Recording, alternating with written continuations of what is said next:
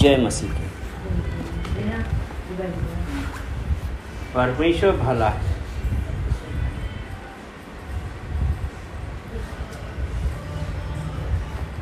आमीन।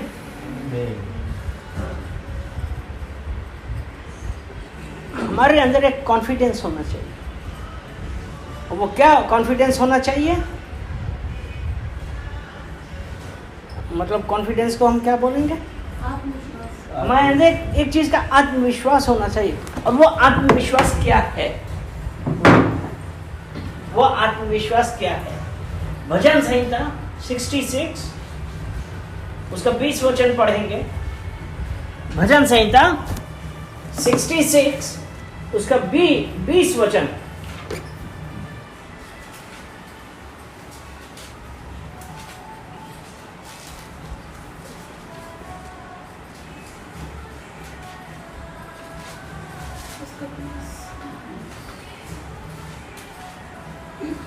धन्य है परमेश्वर।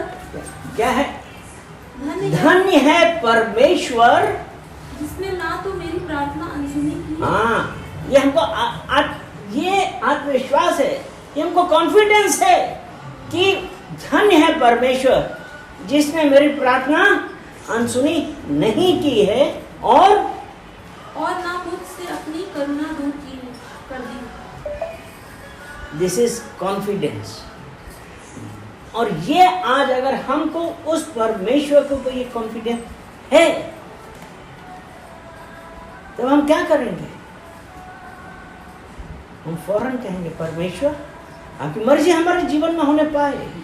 और जब हम प्रार्थना करेंगे परमेश्वर सुनेगा और उसका उत्तर देगा।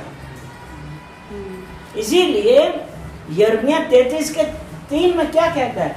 यिर्मयाह 33 उसका 3, जेरेमाया 33 और उसके 3 में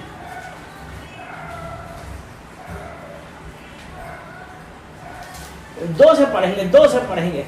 जेरेमाया 33 उसका 2 वचन और 3 वचन।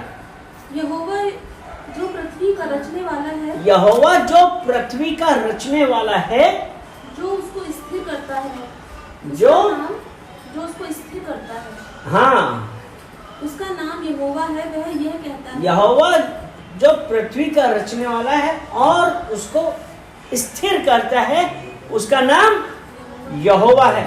और वो ये कहता है मुझसे प्रार्थना कर और मैं तेरी सुनकर तुझे बड़ी बड़ी और कठिन बातें बताऊंगा। उसको सुनकर मैं तुझको बड़ी बड़ी कठिन बातें बताऊंगा जिन्हें तू अभी नहीं समझता, अभी नहीं जानता, अभी नहीं समझता है।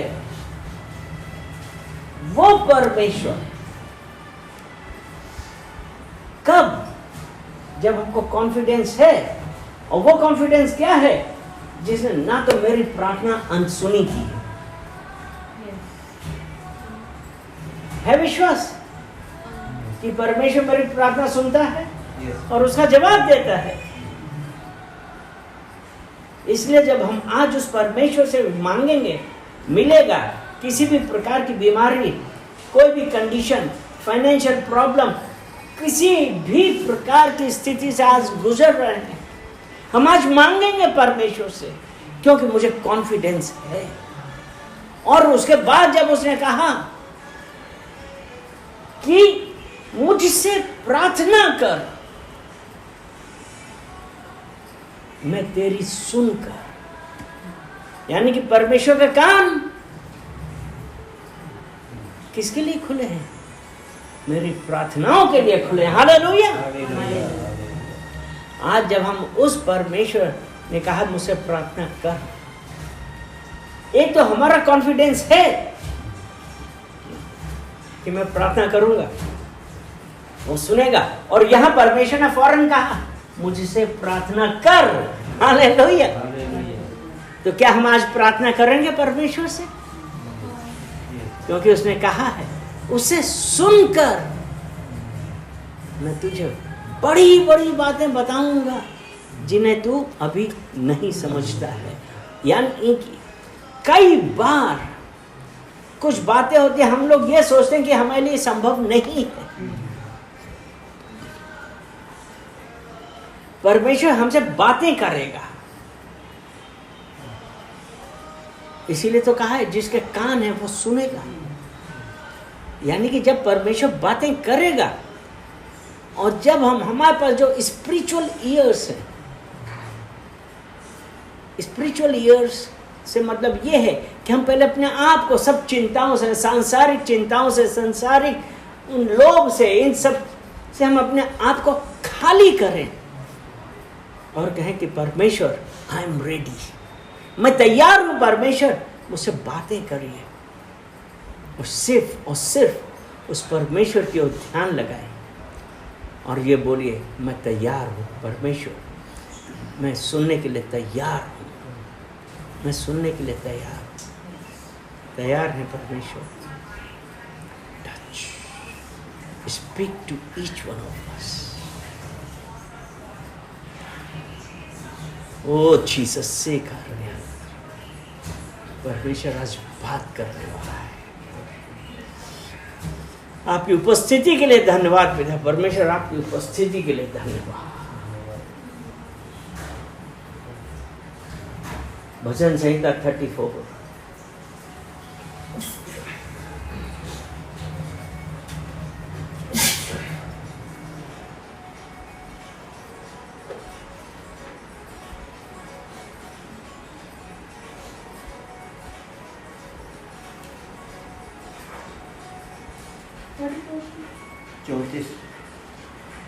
चौंतीस है ना, उसका पढ़ो तुम 17, 17।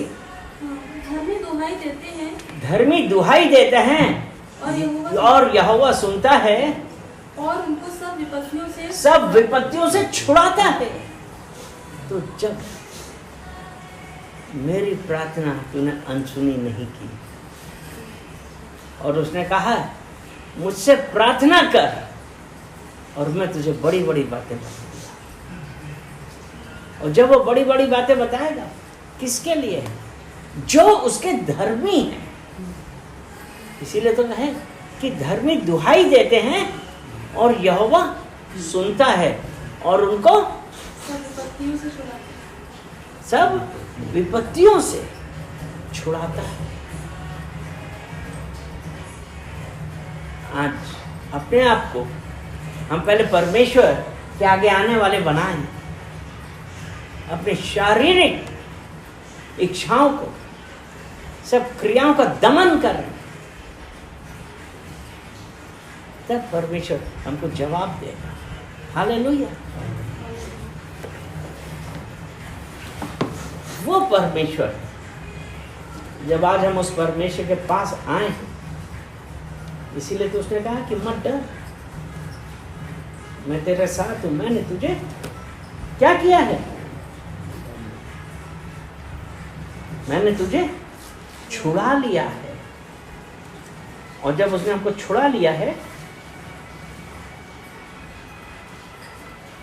तो वो परमेश्वर आज हमसे बातें करना। रोमियो की पत्री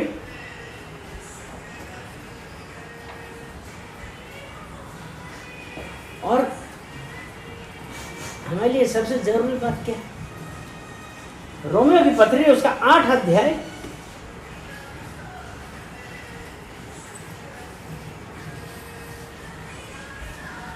तो जो धर्मी की वाली बात हो रही है, तो उसे हमको क्या करना है? रोमियो की पत्री 8 अध्याय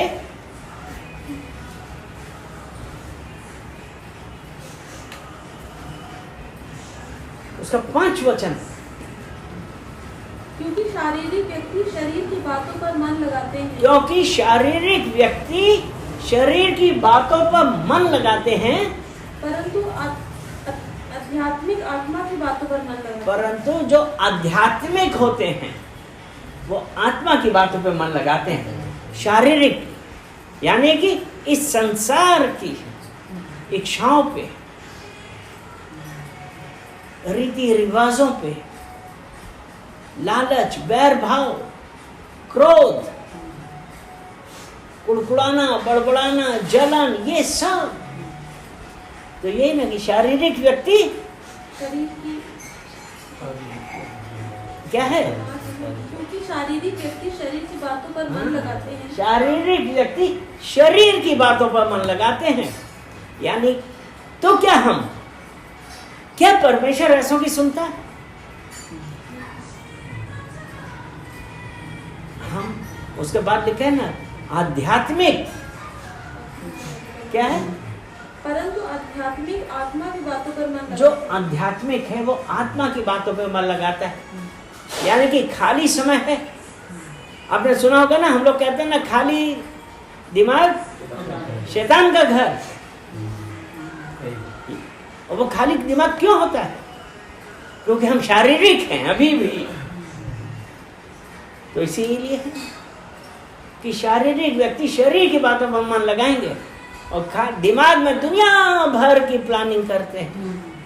लेकिन जो आध्यात्मिक व्यक्ति है, अर्थात आपके पास समय है, अगर कुछ भी नहीं है, परमेश्वर के वचन पढ़िए, परमेश्वर की स्तुति करिए, परमेश्वर की बड़ाई करिए, धन्यवाद दीजिए। कहे कि परमेश्वर, आकाश और पृथ्वी का बनाने वाले परमेश्वर, तूने अपनी बड़ी बुझा से सबका निर्माण किया, तूने सब कुछ बनाया है, क्योंकि तेरे लिए कुछ भी असंभव नहीं है। पिता परमेश्वर मैं धन्यवाद देता हूँ, पिता परमेश्वर मैं धन्यवाद देती हूँ, क्योंकि आपने मेरी प्रार्थना सुनी नहीं की है। आपने कहा है मैं तुझे मार्ग दिखाऊंगा। पिता परमेश्वर में धन्यवाद देते हैं, धन्यवाद देते हैं। हर बात पे धन्यवाद देना चाहिए। और वो जो परमेश्वर हमारा हृदय देखने वाला है ना, उसके अनुसार वो हमको फल देगा। रोमियो 8 का जो अभी हमने क्या पढ़ा था, 5 पढ़ा था, अब 6 पढ़ेंगे। शरीर पर मन लगाना तो मृत्यु है। शरीर पे मन लगाना तो मृत्यु है। यानी अर्थात शरीर पे मन लगाना, यीशु मसीह ने क्या कहा था? यूहन्ना 3:16 में क्या कहा था? यहीं पे हाथ लगाए रहो, यूहन्ना 3:16 पढ़ो। क्योंकि परमेश्वर ने जगत से ऐसा प्रेम किया कि उसने अपना इकलौता पुत्र दिया, और जो कोई उस पर विश्वास करे वो नाश ना हो वरन अनंत जीवन पाए। हालेलुया। और अभी हमने रोमियो 8 उसके 6 में क्या पढ़ा?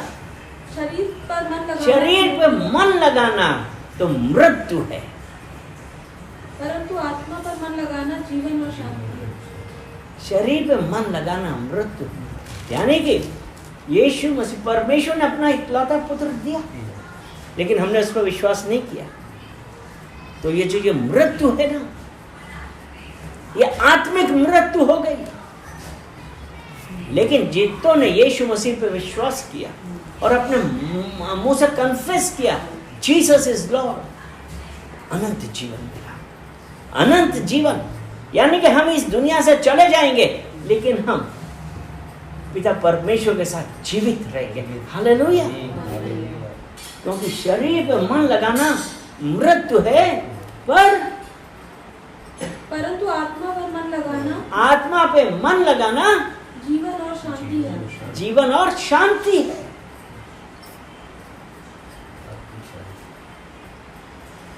कि हमारे ऊपर, हमको ये डिसाइड करना है कि हम किस चीज पर मन लगाएं। यीशु पे मन लगाएं कि इस दुनिया की चमकदार चीजों पे?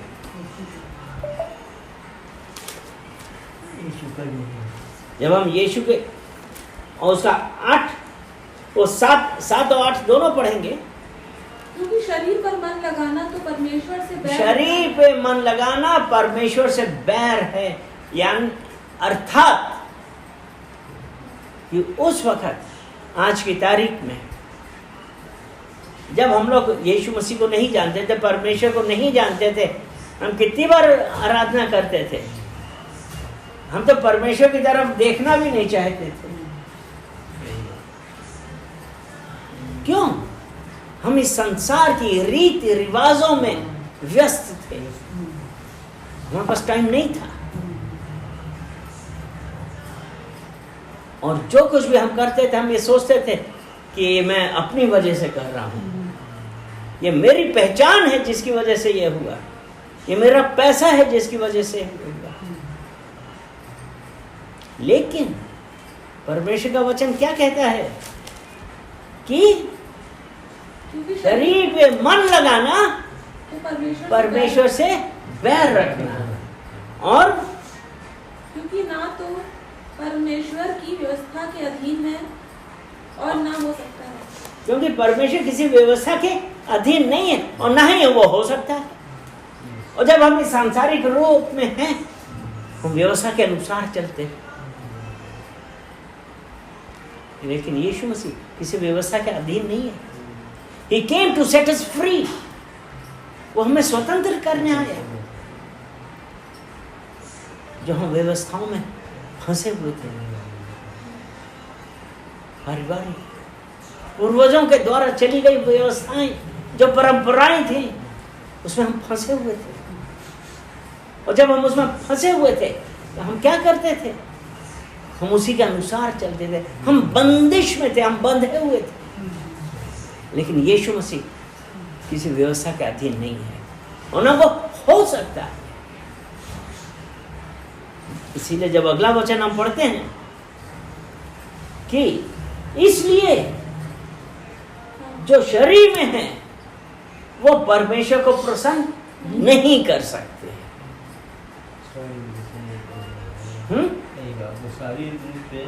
जो शारीरिक रूप से हैं वो परमेश्वर को प्रसन्न नहीं कर सकते।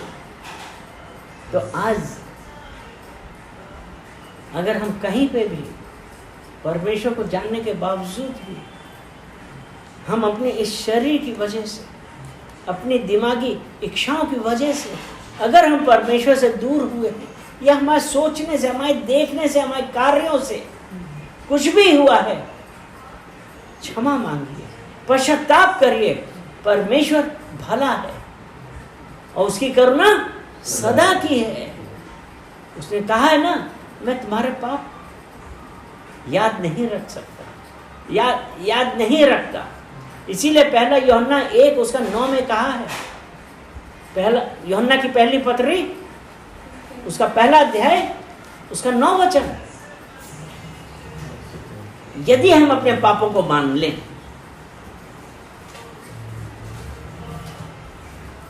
यदि हम अपने पापों को मान लें तो वो हमें पापों से क्षमा और अधर्म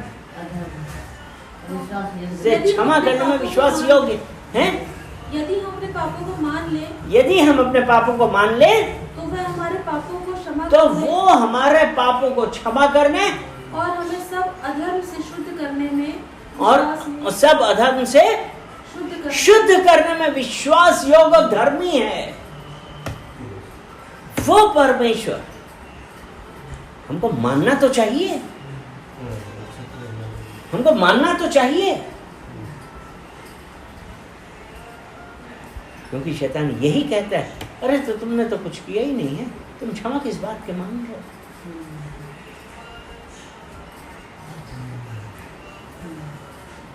और इसका एक अच्छा उदाहरण है अय्यूब की पत्री उसका पहला अध्याय उसका 5 वचन पढ़ेंगे।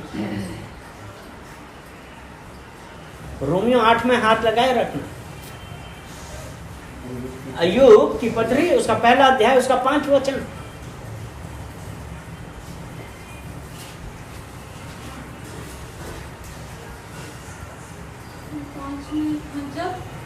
जब भोज के दिन पूरे हो जाते, जब भोज के दिन पूरे हो जाते, तब अय्यूब उन्हें बुलवाकर पवित्र करता। तब अय्यूब उन्हें बुलाकर, अपने संतानों को बुलाकर उन्हें पवित्र करता और बड़े भोर को उठकर उनकी गिनती के अनुसार होम बलि चढ़ाता है कि कदाचित, क्योंकि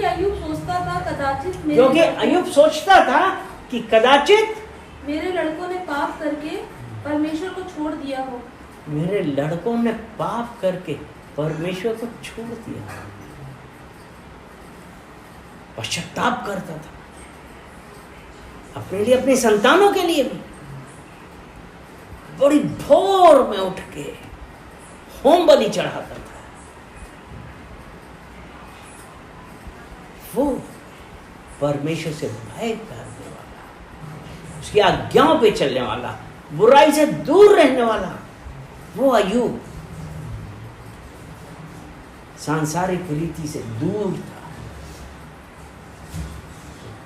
रीति रिवाजों से, हर व्यवस्था से वो दूर था और वो पश्चाताप करता था। इसीलिए जब ये है ना, इसीलिए जब रोमियो 8:8 में यही है ना कि जो शारीरिक में है वो परमेश्वर को प्रसन्न नहीं कर सकते। अय्यूब परमेश्वर से भय खाने वाला, उसकी आज्ञाओं पे चलने वाला, कभी कुड़कुड़ाता नहीं था, किसी से बराबरी नहीं करता था, परमेश्वर से भय खाता था। वो एक धर्मी व्यक्ति था। इसीलिए है ना, वो शारीरिक नहीं था, इसीलिए परमेश्वर उससे प्रसन्न थे। अय्यूब खोला हुआ है ना, एक खोला ना, उसका 8 वचन पढ़ो जरा। यहोवा ने शैतान से पूछा, यहोवा ने शैतान से पूछा, क्या तूने मेरे दास अय्यूब पर ध्यान दिया है? क्या? अभी देखिए, अब यहोवा शैतान से पूछ रहा हूं, क्या तूने मेरे दास अय्यूब को देखा है? अब परमेश्वर बताएंगे अय्यूब कैसा था। हाँ, क्योंकि उसके तुल्य खरा उसके तुल्य खरा और सीधा और मेरा भय मानने वाला और बुराई से दूर रहने वाला मनुष्य और कोई नहीं है। अगर आप चाहते हैं कि परमेश्वर आपको याद रखे तो हमको इन सब चीजों के अनुसार अपने आप को ढालना होगा। क्योंकि जब हम व्यवस्था में, सांसारिक रीति रिवाजों में फंस जाते हैं, अपनी परिस्थितियां देखते हैं, हम भूल जाते हैं। लेकिन परमेश्वर ने शैतान से भी पूछा, क्या तूने मेरे दास अय्यूब को देखा है? उसके तुल्य खरा, सीधा, बुराई से दूर रहने वाला, उसका भय मानने वाला कोई नहीं। अगर हम ये कहते हैं कि परमेश्वर ने मेरी प्रार्थना सुनी है, हमने क्या पढ़ा था 66 के 20 में, हमने क्या पढ़ा था? हमने यही तो पढ़ा था, जिसने ना तो मेरी प्रार्थना अनसुनी की और ना मुझसे अपनी करुणा दूर कर दी। जब हम इस प्रकार से होंगे तब हम कह सकते हैं कि परमेश्वर ने मेरी प्रार्थना अनसुनी नहीं की है। परमेश्वर मेरी प्रार्थनाओं को जवाब देगा।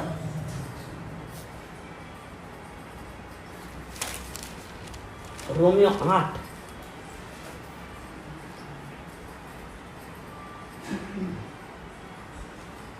उसका 9 वचन पढ़ेंगे। परंतु जबकि परमेश्वर का आत्मा तुम में बसता है, जब परमेश्वर का आत्मा तुम में बसता है तो तुम शारीरिक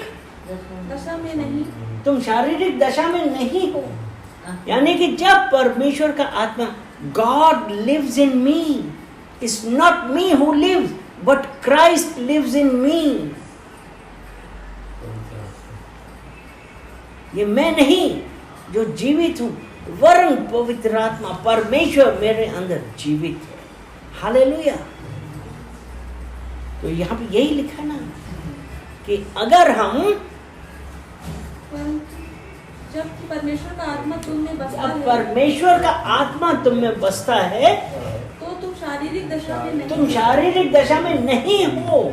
तो आज हमको ये कहना है परमेश्वर से, परमेश्वर आपका आत्मा मेरे अंदर है, मैं शारीरिक दशा में नहीं हूं। इसलिए संसार की कोई भी बीमारी, कठिनाई, कमी मुझे छू ना सकेगी, क्योंकि यीशु मेरे अंदर है, चंगाई मेरे अंदर है, परमेश्वर की आशीष मेरे अंदर है। मैं डिक्लेयर करता हूं, मैं डिक्लेयर करती हूं कि मैं आशीषित हूं और उसने मेरी प्रार्थना अनसुनी नहीं की है। हालेलुया। आज जब हम इस प्रकार उस परमेश्वर से प्रार्थना करेंगे, परमेश्वर सुनेगा और उसका जवाब देगा। जो हमने भजन संहिता 34:17 में पढ़ा था कि उसने हमको सब कठिनाई से, 34:17 भजन संहिता, उसने मेरी है समझ रहा है, हर संकट विपत्तियों से बचाता है, वो सब विपत्तियों से बचाता है। धर्मी दुहाई देते हैं, धर्मी दुहाई देते हैं और यहोवा सुनता है, यहोवा सुनता है और उनको सब विपत्तियों से छुड़ाता है। उनको सब विपत्तियों से बचाता है। वो परमेश्वर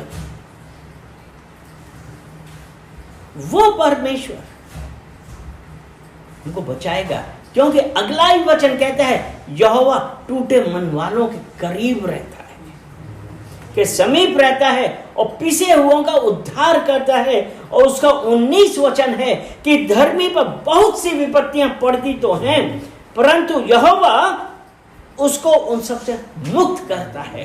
तो आज जो भी प्रॉब्लम्स हैं, जो भी बीमारियां हैं, हमने कहा कि यहोवा ने मेरी प्रार्थना सुनी है, उसने अनसुना नहीं किया है, और उसने मुझे सब विपत्तियों से, बीमारियों से, कठिनाइयों से, सब ये रीति रिवाज जो हमारे ऊपर हावी है, उन सब से उसने मुझे बचाया। मैं धन्यवाद करता हूं, मैं धन्यवाद करती हूं कि मेरा यहोवा मेरे अंदर जीवित है। वो जीवित परमेश्वर आज उसने कहा है मैं अपने दाहिने हाथ से तुझे थामे हुए। तो आज जब वो परमेश्वर हमारे साथ है, उसने हमको पकड़ा हुआ है। नीति वचन 18, नीति वचन 18 और उसका 10 वचन हम पढ़ेंगे। यहोवा का नाम दृढ़ गढ़ है, यहोवा का नाम दृढ़ गढ़ है, धर्मी उसमें भागकर सब हाँ, धर्मी उसमें भागकर सब दुर्घटनाओं से बचता है।